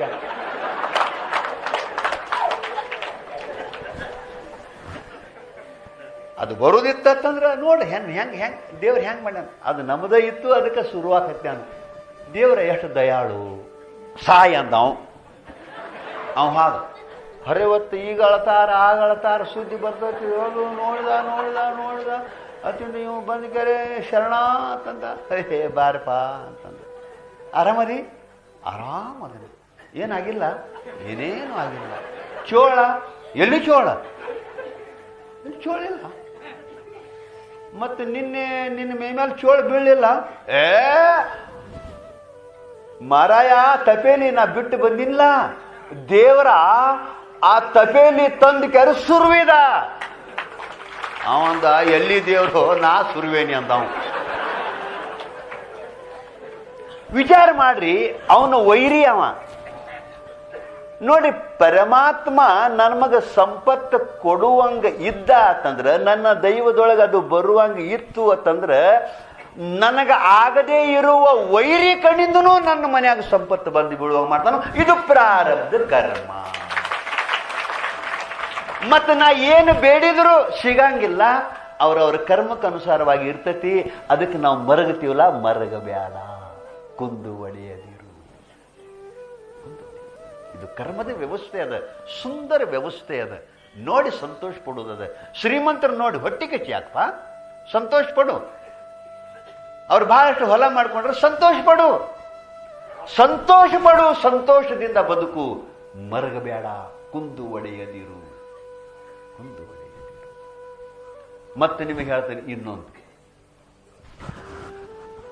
ನಿಮಗ ಏನ ಆಗಲಿ ಅದು ಚಲೋಕನ ಆಗೈತಿ ಅಂತ ತಿಳ್ಕೊರಿ ಸುಮ್ಮ ಕಿರಿಕಿರಿ ಬೇಡ ಭಾಳ ಹೇಳುದೇನೆ ನಿಮ್ಮ ಮನ್ಯಾಗ ಸಾವು ನೋವು ಆಗ್ಯಾವಂದ್ರೂ ಕೂಡ ಅದೊಂದು ರೀತಿ ಚಲೋನ ಅಂತ ತಿಳಿರಿ ಹಿಂಗ್ಯಾಕಾತು ಅಂದ್ರಿ ಅದು ನಾವು ಅಂದಂಗ ಆಗಂಗ ಇಲ್ಲ ಅಳುದು ತಪ್ಪಂಗಿಲ್ಲ ಏನಾಕತಿ ಭಾಳ ಚಲೋ ಒಳ್ಳೆ ಬಡತನ ಬಂತ ಶಿವಾಯ ಬಂದಂತ ಭೋಗ ಭಾಗ್ಯ ಪ್ರಸಾದ ಅಂತ ಸ್ವೀಕಾರ ಮಾಡಬೇಕು ನಿಜಗುಂಡ್ರು ಹೇಳ್ತಾರೆ ಎಷ್ಟು ದೊಡ್ಡ ಮಾತ್ರಿ ಜನನ ಮರಣದ ಆಗು ಹೋಗಿನೊಳು ಇನಿತು ಒಡೆತನವಿಲ್ಲ ಏನ್ ನಿಜಗುಂಡ್ರು ಮಾತ್ರಿ ಸುಪ್ರೀಂ ಕೋರ್ಟ್ ಠರಾವ್ ಇದ್ದಂಗ ನೋಡ್ರಿ ಅವು ಬದಲಿನ ಆಗಂಗಿಲ್ಲ ಜನನ ಮತ್ತು ಮರಣ ಇವು ಎರಡು ದಂಡಿ ಇದರ ನಡಬಾರಕ್ಕೆ ಏನೇನು ಆಗುದು ಹೋಗುದೈತ್ಲ ಇದರ ಮ್ಯಾಲ ನಾ ಅಂದಂಗ ಆಗಂಗ ಇಲ್ಲ ನನ್ನ ಹುಕುಮ ನಡೆಯಂಗ ಇಲ್ಲ ನಾ ಅದಕ್ಕೆ ಹೊಣೆಗಾರನೇ ಅಲ್ಲ ಅದಕ್ಕೆ ಅವರು ಜನನ ಮರಣದ ಆಗು ಹೋಗಿ ನೋಡು ಸುಖ ಬರ್ಲಿ ದುಃಖ ಬರ್ಲಿ ಸಾವು ಬರ್ಲಿ ನೋವು ಬರ್ಲಿ ಜನನ ಮರಣದ ಆಗು ಹೋಗಿನೊಳು ಇನಿತು ಒಡೆತನವಿಲ್ಲ ಇದರ ಮ್ಯಾಲ ನಮ್ಮ ಹುಕುಮ ನಡೆಯಂಗಿಲ್ಲ ಅದೇನಾಗ್ತತಿ? ಕರ್ಮಾನುಸಾರವಾಗಿ ಆಗ್ತಿರ್ತತಿ. ಅದಕ್ಕೇನು ಮಾಡಂಗಾರ? ಏನು ಮಾಡಂದ್ರೆ ನಿಜಗುಂಡು ಹೇಳ್ತಾರೆ, ಸೈತಿರು ಶಂಭುಲಿಂಗದಾಧೀನನಾಗಿ, ಪರಮಾತ್ಮನಿಗೆ ಜವಾಬ್ದಾರಿ ಕೊಟ್ಟು ಪರಮಾತ್ಮನ ಅಧೀನನಾಗಿ ಅವನಿಗೆ ಸಂಪೂರ್ಣ ಶರಣಾಗತನಾಗಿ ಬಂದದ್ದನ್ನೆಲ್ಲ ಮಹಾಪ್ರಸಾದ ಅಂತ ಸೈತಿರು, ಸಹನ ಮಾಡಿಕೋ, ಸಂತೋಷದಿಂದ ಇರು, ಮರಗಬೇಡ, ಕುಂದು ಒಡೆಯದಿರು. ಶಂಭುಲಿಂಗ ಪರಮಾತ್ಮ ಇವತ್ತು ಹಿಂಗೆ ಮಾಡಿದ್ಯಾ, ನಿನ್ನ ಪ್ರಸಾದಪ್ಪ. ಬಡತನ ನಿನ್ನ ಪ್ರಸಾದಪ್ಪ, ಇದ್ದ ಮಗ ಹಾದ ನಿನ್ನ ಪ್ರಸಾದಪ್ಪ, ಹೆಂಡತಿ ಆಗಲಿದ್ಲ ನಿನ್ನ ಪ್ರಸಾದ. ನಡೆಯುವ ಘಟನೆ ಮ್ಯಾಲ ನಮ್ದು ಏನೂ ನಡೆಯಂಗ ಇಲ್ಲಲ್ಲ, ನಡೆಯಂಗಿಲ್ಲ ಅಂದ ಬಳಿಕ ಪರಮಾತ್ಮ ಇದು ನಿನ್ನ ನಿರ್ಣಯ. ತೇನ ವಿನಃ ತೃಣಮಪಿ ನ ಚಲತಿ. ಅಪ್ಪ ಭಗವಂತ, ನಿನ್ನ ಅಪ್ಪಣೆ ಇಲ್ಲದನ್ನ ಹುಲ್ಲು ಕಡ್ಡಿನೂ ಅಳಿಗಾಡಂಗಿಲ್ಲ. ನನ್ನ ಮನೆಯಾಗಿ ಇವತ್ತು ಹಿಂಗಾಗೈತಿ ಅಂತಂದ್ರೆ ಅದು ನಿನ್ನ ಅಪ್ಪಣೆಯಿಂದ ಆಗೈತಿ, ನೀ ಕೊಟ್ಟದ ಪ್ರಸಾದ ಅಂತ ನಾ ಸ್ವೀಕಾರ ಮಾಡಿ ಸಂತೋಷದಿಂದ ನಿನಗೆ ಶರಣಾಗತನಾಗಿ ಇರ್ತನು ಅಂತ ಹೇಳ್ತಾರೆ ಅನ್ನಬೇಕೇ ಹೊರತು ಮರಗಬಾರದು. ಏನು ಆಗದಿಲ್ಲ ಅದು ಛಲೋಕನ ಆಕತಿ ಅಂತ ತಿಳಿ. ನಿಮಗೆ ಕಷ್ಟ ಅನ್ನಿಸ್ಬಹುದು, ನಿಮಗೆ ನೋವಾದಾಗ, ಸಾವು ನೋವು ಬಂದಾಗ, ತ್ರಾಸಾದಾಗ, ಬಡತನ ತ್ರಾಸ ಆಗ್ಬಹುದು. ಆದ್ರೆ ಛಲೋಕನ ಆಗೈತಿ, ಇದು ಪರಮಾತ್ಮನ ಪ್ರಸಾದ ಅಂತ ನೀವು ಸ್ವೀಕಾರ ಮಾಡಿದ್ರನ ಭಕ್ತರು. ಇದಿಲ್ಲ ಅಂದ್ರೆ ನೀವು ಭಕ್ತರೇ ಅಲ್ಲ, ನೀವು ಸಾಧಕರೇ ಅಲ್ಲ, ನೀವು ಪರಮಾತ್ಮನ ನಂಬಿದವರೇ ಅಲ್ಲ. ಪರಮಾತ್ಮ ಯೋಗಕ್ಷೇಮ ನೋಡ್ಕೋತನೋ ಅಂತ ಹೊಣೆಗಾರ ಹೊತ್ತಿರುವಾಗ ಹಂಗಾರೆ ನನಗೆ ಹಿಂಗೆ ಇಟ್ಟಾನಂದ್ರೂ ಕೂಡ ನನ್ನ ಛಲೋಕ ಇಟ್ಟಾನಂತ ಅನ್ನಕ್ಕೆ ಬರಂಗಿಲ್ಲ. ದವಾಖಾನ್ಯಾಗ ಅಡ್ಮಿಟ್ ಆದ ಬಳಿಕ ಡಾಕ್ಟರ್ ಕಾಲ ಕಟ್ ಮಾಡ್ತಾನೋ ಅಂತಂದ್ರೆ ಅವ ವೈರಿ ಛಲೋಕನೆ. ನಿನ್ನ ಹೊಟ್ಟಿ ಹರಿತಾನೋ ಅಂತಂದ್ರೆ ಡಾಕ್ಟರ ಛಲೋಕನೆ. ಚೂಜಿ ಚುಚ್ಚುತ್ತಾನೋ ಅಂತಂದ್ರೆ ನಿನಗೆ ಛಲೋಕನೆ. ನಿನಗೆ ಗೊತ್ತಿಲ್ಲ, ಡಾಕ್ಟರ್ನ ವೈರಿ ಅಂತ ತಿಳ್ಕೊಳಕತ್ತೀವಿ. ಹಂಗ ಭವರೋಗದ ವೈದ್ಯನಾದಂಥ ಪರಮಾತ್ಮ ನಿನಗೇನು ಕೊಟ್ಟರು ಅದು ನಿನ್ನ ಛಲೋಕ ಕೊಟ್ಟಾನು. ಪರಮಾತ್ಮ ನನಗೆ ಹಾಳು ಮಾಡಿದ ಅಂತ ನಾವು ಅಳ್ತಿರ್ತೀವಿ. ತಪ್ಪು. ಆದದ್ದೆಲ್ಲ ಛಲೋಕನ ಅಂತ ಸ್ವೀಕಾರ ಮಾಡು ಭಕ್ತನೇ. ಶಾಸ್ತ್ರ ಹೇಳ್ತ ಅದು ಹ್ಯಾಂಗ್ರಿ ಅಂದ್ರೆ ಮತ್ತಿನ್ನೇನು ಮಾಡೋದು? ಅದ್ಯಾಂಗ್ರಿ ಅಂದ್ರೆ ಒಬ್ಬ ರಾಜ ಒಬ್ಬ ರಂಕ ಅಂದ್ರೆ ಒಬ್ಬ ರಾಜಕುಮಾರ್ ಇದ್ದ, ಅವನ ದೋಸ್ತ ಒಬ್ಬ ಅತ್ಯಂತ ಬಡವ ಇದ್ದ. ಇಬ್ರು ಒಂದೇ ಕ್ಲಾಸಿನಾಗ ಓದ್ತಿದ್ರು. ಭಾಳ ಜೀವದ ಗೆಳೆಯರವರು. ಒಂದೇ ತಾಟ್ನ್ಯಾಗ ಊಟ ಮಾಡ್ತಿದ್ರು, ಒಂದೇ ತಾಯಿ ಮಕ್ಕಳಂತೆ ಇರ್ತಿದ್ರು. ಆದರೂ ಅವ ರಾಜ, ಇವ ಬಡವ. ದೋಸ್ತಿ ಅನ್ನೋದಿರ್ತೈತಿ ನೋಡ್ರಿ, ಅದ್ರಾಗ ರೊಕ್ಕ ರೂಪಾಯಿ ರಾಜ ಇವು ಯಾವೂ ಬರಂಗಿಲ್ಲ. ಇವು ಪ್ರೇಮ ಅಂದ್ರೆ ಪ್ರೇಮ, ಪ್ರೀತಿ, ದೋಸ್ತಿ ಹಂಗಿದ್ರು ಒಬ್ಬರನ್ನ ಬಿಟ್ಟು ಒಬ್ಬರು ಯಾವತ್ತೂ ಇರ್ತಿದ್ದಿಲ್ಲ. ನಿಮಗೆ ಹೇಳ್ತನು 5-6 ವರ್ಷದವ್ರ ಕೂಡಿ ಇದ್ದಾಗಿನ ದೋಸ್ತಿ ನಿಮಗೆ ಹೇಳ್ತನು 20-30 ವರ್ಷ ಆಗೋ ತನಕನೂ ಅಗದಿ ಚಂದಂಗೆ ಅವರಿದ್ರು. ಅವರು ಒಟ್ಟ ಅಗಲ್ತಿದ್ದಿಲ್ಲ. ರಾಜ ಅವನ ಕರ್ಕೊಳ್ಳಾರ್ದನ ಊಟನ ಮಾಡ್ತಿದ್ದಿಲ್ಲ. ಮತ್ತು ಅವನು ಕೂಡ ರಾಜಕುಮಾರನ ಬಿಟ್ಟು ಇರ್ತಿದ್ದಿಲ್ಲ. ಇಷ್ಟು ದೋಸ್ತಿ ಇತ್ತು. ಆದರೆ ಇವು ಬಡವ ಏನಂತಿದ್ದ, ಅವ ಏನಾಗ್ತೈತಿ ಅದು ಛಲೋಕನ ಆಕತಿ ಅಂತಿದ್ದ ಅವ ಯಾವತ್ತು. ಅದೆಲ್ಲ ಛಲೋಕನ ಆಕತಿ, ಅದೆಲ್ಲ ಛಲೋಕನ ಆಕತಿ ಅನ್ನೋದು ಅವನೊಂದು ಸ್ವಭಾವ. ಯಾವಾಗಾರ ಹಂಗಂತಿದ್ದ. ಇವು ರಾಜಕುಮಾರ ಈ ಬಿಲ್ಲ ಬಾಣ ತಯಾರು ಮಾಡುವಾಗ ಆ ಬಿದಿರು ಇದನ್ನು ಮಾಡಾಕತ್ತಿದ್ರಿ, ಸುಲಿಯುವಾಗ ಒಂದು ಬಳ್ಳ ಹೋತವನು. ಅವಾಗ ಏಯ್ ದೋಸ್ತ್, ನನ್ನ ಬಳ್ಳ ಹೋತು, ಭಾಳ ಚಲೋ ಆತು ಅಂದ. ಏನೋ ಬಳ್ಳ ಹೋತು, ಭಾಳ ಚಲೋ ಆತು, ಗೊತ್ತಿಲ್ಲ ನಮಗೆ, ಆದರೂ ಒಟ್ಟು ಚಲೋ ಆಗೈತೆ ಅಂದ. ನನ್ನ ಬಳ್ಳ ಹೋತು, ನಿನಗೆ ಚಲೋ ಆತನ? ಒಟ್ಟು ನನಗಾಗಿತ್ತು ನಿನಗಾಗಿತ್ತು, ಒಟ್ಟು ಚಲೋ ಆಗೈತೆ ಅಂದ. ಒಟ್ಟು ಬಳ್ಳ ಹೋಗಿತಿಲ್ಲೋ, ಭಾಳ ಚಲೋ ಆತಂದ. ಮಾಡ್ತಾನೆ ಬಾ ಅಂದ, ನಿನ್ನ ಮಾಡ್ತಾನೆ ಬಾ ಅಂದ. ಅದು ದೋಸ್ತಿರೇ. ಅತಿಂದ ಇಬ್ಬರು ಮತ್ತು ಒಂದು ಅದು ಚಲೋ ಆಗೋ ತನಕ ಒಂದು 6 ತಿಂಗಳು ಹೋತು, ಬಳ್ಳು ಹೋದದ್ದು ಹೋಗಿ ಬಿಡ್ತದು. ಹಿಂದಾಡ್ಸಿ ಉಂಡ್ರು ತಿಂದರು ಎಲ್ಲ ಆಯ್ತು. ಅತಿಂದ ಅಡವ್ಯಾಗ ಒಮ್ಮೆ ಬ್ಯಾಟಿಗೆ ಅಂತ ಹೇಳ್ಕ್ಯಾರೆ ಇಬ್ಬರು ಕುದುರೆ ಮೇಲೆ ಕೂತು ಹೊಂಟಿದ್ರು. ಇವನ ಮನಸ್ಸಿನಾಗ ಇತ್ತ ನೋಡ್ರಿ, ನನ್ನ ಬಳ್ಳು ಹೋತು ಚಲೋ ಆತ ಅಂದೇವ ಮಾಡ್ತಾನೆ ಇವನು ಅಂತ ಹೇಳ್ಕ್ಯಾರೆ. ಆದರೂ ಪ್ರೀತಿ ಭಾಳ. ಹಿಂಗೆ ಹೊಂಟಿದ್ರು ಒಂದು ದೊಡ್ಡ ತೆಗ್ ಬತ್ರಿ, ದೊಡ್ಡ ತೆಗ್ ಬತ್ತು. ಇವ್ರು ಹೊಂಟಿದ್ರು. ಈ ರಾಜಕುಮಾರನ ತಲೆಯಾಗ ಏನು ಬತ್ತು, ಒಟ್ಟು ಇವನ್ನ ತೆಗಿನ್ಯಾಗ ನುಗ್ಗಿಸ್ಬೇಕು, ಅದೆಲ್ಲ ಚಲೋನಲ್ಲ ಅಂತ ಅನ್ಬೇಕು ಅಂತ ಇರಿಸೇ ಸ್ವಲ್ಪ ಚೇಷ್ಟ ಮಾಡ್ಬೇಕಂತ ಹೇಳಿ ಬಂತು. ಹೊಂಟಿದ್ರು ಅಗದಿ ತೆಗ್ ಬತ್ರಿ. ತೆಗ್ ಬಂದು ಕೂಡಲೇ ನುಗ್ಗಿಸ್ಬಿಟ್ರಿ. ದಪ್ಪನ ಬಿದ್ದ. ಏ ದೋಸ್ತ್, ಏನಾದದ್ದೆಲ್ಲ ಚಲೋನ ಆತು ಅಂದು ಹೋಗಿಬಿಟ್ಟ ಅವನು. ಇವು ಬಿದ್ದ್ರಿ, ತೆಗಿನ್ಯಾಗ ಬಿದ್ದ. ಆತು ಬಿಡಪ್ಪ ಅಂತ ಹೇಳ್ತಾರೆ. ಅವ ಅಲ್ಲೇ ಬಿದ್ದ. ಇವು ಹಾದ್ರಲ್ಲ, ಇವು ಹಾದ.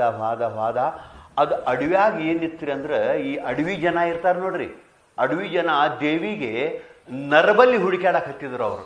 ನರಬಲಿ ಅಂದ್ರೆ ಮನುಷ್ಯನ ಹೊಡೆಯೋದು ದೇವಿ ಮುಂದೆ ಹುಡುಕ್ಯಾಡಕ್ಕೆ ಹತ್ತಿದ್ರು. ಇವು ರಾಜಕುಮಾರ್ ಹಾದ್ರಲ್ಲ, ಸಿಕ್ತ ಬ್ಯಾಟಿ ಅಂದ್ರೆ ಅವರು ಅಡವಿ ಜನ. ಆ ಲಂಗೋಟಿ ಹಾಕೊಂಡಿದ್ದಾರೆ, ಬರ್ಚಿ ಹಿಡ್ಕೊಂಡು ಕುರ್ರ ಅನ್ಕೋತಿರ್ತಾರೆ ನೋಡ್ರಿ ಅವರು. ಅದು ಬರ್ಚಿ ತೊಗೊಂಡಿದ್ದಾರೆ. ಹಿಡಿದ್ರ ಯಾಕ್ರೋ ಯಾಕ್ರಿ ಇಲ್ಲ ಏನಿಲ್ಲ ನಡಿ ಅಂದ್ರ. ಎಲ್ಲಿ ದೇವಿ ಅಂತೇಕ ಯಾಕೆ ಖತಮ್. ಅಯ್ಯೋ ಅಂದ. ಅತಿಂದ ನಿಮಗೆ ಹೇಳ್ತಾನೆ, ನರಬಲಿ ಅಂತಂದ್ರೆ ಅಗದಿ ಜಳಕ ಮಾಡಿಸಿದ್ರು ಅವನ್ನ. ಅಗದಿ ಜಳಕ ಮಾಡಿಸಿದ್ರು. ಅದು ಬೇವಿನ ತಪ್ಪಲ ಕಟ್ಟಿದ್ರು. ಅಗದಿ ಊದಿಸೋದು ಬಾರಿಸೋದು ಎಲ್ಲ ಜೋರು ನಡೀತು. ದೇವಿ ಆತ ನಿಂತಿತ್ತದು ದೇವಿ ಮೂರ್ತಿ. ಅದ್ರ ಹಂತಕ್ಕೆ ತಂದರು. ಅದೊಂದು ದೊಡ್ಡ ಕೊಡ್ಡಿತ್ರಿ, ಅದ್ರ ಮ್ಯಾಲೆ ಅವನು ಮಲಗಿಸಿ ರುಂಡ ಹೊಡ್ಯಾವ್ರಿದ್ರು ಅವರು. ಅವನು ತಂದರು. ಅತಿಂದ ಆ ಪೂಜಾರಿ ರುಂಡ ಹೊಡ್ಯಾವ. ಅವನ ತಂದು ಕ್ಯಾರೆ ಬಾಗಿಸಿ ಹಿಡ್ದಿದ್ರು. ಅದು ಪೂಜಾರಿ ಮೇಯಾಗ ಬತ್ತರಿಪ್ಪ ದೇವರು. ಅದು ತಲವಾರ ಹಿಂಗೆ ತೊಗೊಂಡು ಕೊಡ್ಲೆ ತೊಗೊಂಡು ಚಿರ್ರತ್ತ ಚಿರ್ಕೋತ ಬತ್ತು. ಅವನು ನೋಡ್ತು. ಇದು ಮುಕ್ಕಾಗೈತಿ, ಇದು ಭಂಗ ಆಗೈತಿ, ಇದು ನಡೆಯಂಗಿಲ್ಲ ಅಂದ. ಮುಕ್ಕಾಗೈತಿ ಅನ್ಕೂರಿ ಅವ್ರು ಎಲ್ಲಿ ಮುಕ್ಕಾಗೈತಿ ಅಂತ ನೋಡಾಕಿದ್ರು. ಬಳ್ಳು ಹೋಗಿತ್ತು. ನಡೆಯಂಗಿಲ್ಲ ಇಂಥದ್ದು, ನನಗೆ ಅಖಂಡ ಬೇಕತ್ತದ ದೇವಿ.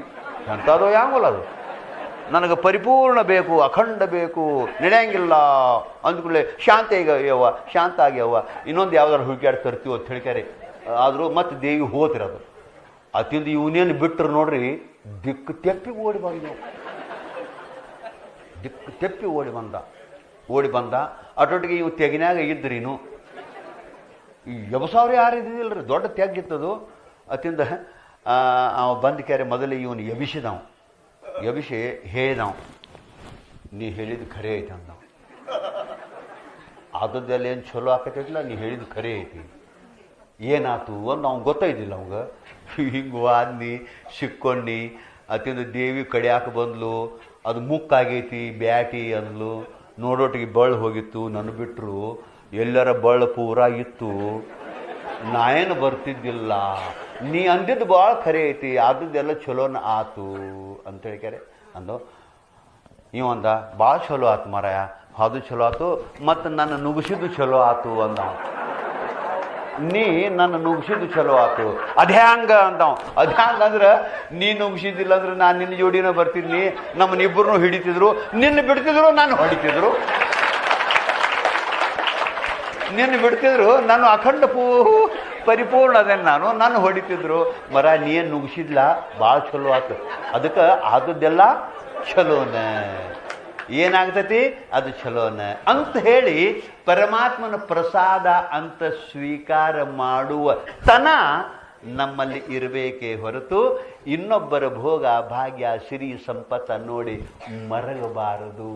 ಅದಕ್ಕೆ ನಿಜಗುಂಡು ಹೇಳ್ತಾರೆ, ಕುಂದು ಒಡೆಯದಿರು, ಕೊರತೆ ಹೊಂದಬೇಡ. ಭಗವಂತನ ಸ್ಮರಣೆ ಮಾಡ್ಕೋತ ಪ್ರಾರಬ್ಧ ಕರ್ಮದ ಫಲ ಅಂತ ತಿಳಿದು ಸಂತೋಷಲೆ ಸ್ವೀಕಾರ ಮಾಡಿ ಭಗವಂತನ ಅಧೀನನಾಗಿ ಇರು, ಸೈತಿರು, ಶಂಭುಲಿಂಗದ ಅಧೀನನಾಗಿ ಅಂತ ನಿಜಗುಂಡ್ರು ಹೇಳಿದಂಗೆ ಹಂಗ ಬದುಕಬೇಕೇ ಹೊರತು ಕೊರತೆ ಹೊಂದಬಾರದು, ಕುಂದು ಒಡೆಯದಿರು ಅಂತ ಹೇಳಿದರು. ಮುಂದಿನ ವಿಷಯ ನಾಳೆ. ಸದ್ಗುರುನಾಥ ಮಹಾರಾಜ್